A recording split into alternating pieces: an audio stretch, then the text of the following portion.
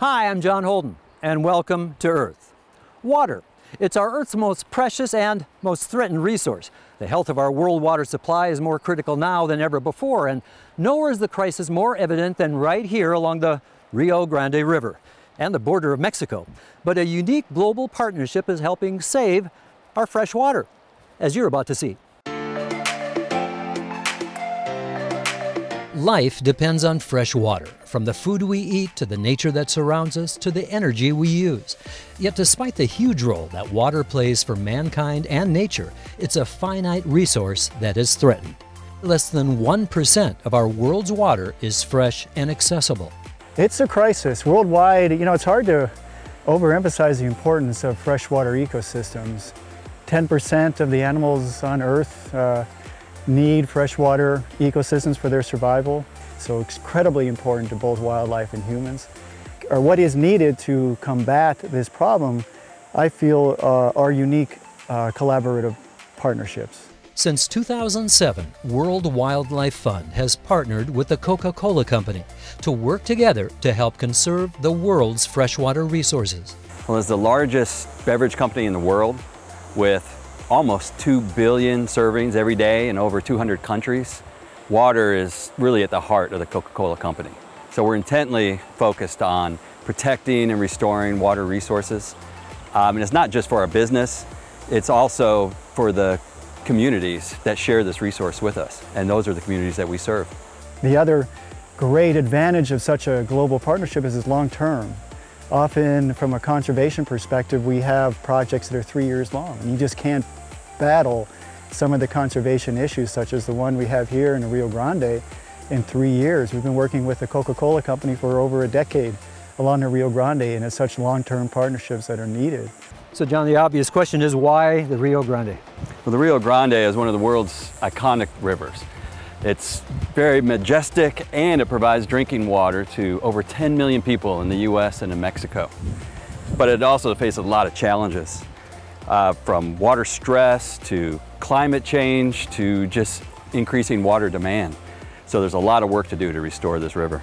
For the Rio Grande, Rio Bravo, water is everything. Water scarcity is the norm here. It is a desert.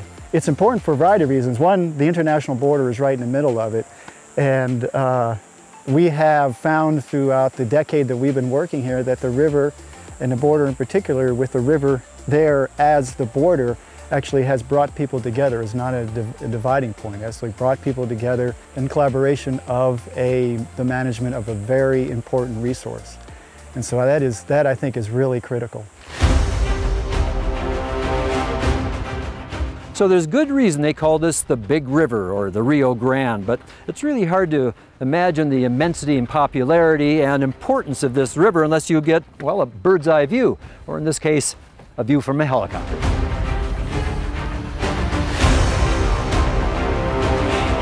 This project we're doing here in the Rio Grande is a great example of our goal to return to nature and communities every drop of water that we use in our beverages and their production. And we do that through community water projects and watershed restoration projects. We have replenished over 200 billion liters of water per year across the globe by doing these projects. One of the biggest challenges to the Rio Grande is a predator called giant cane, a thirsty invasive plant that has taken over the banks of the river, narrowed the channel, and held soil hostage.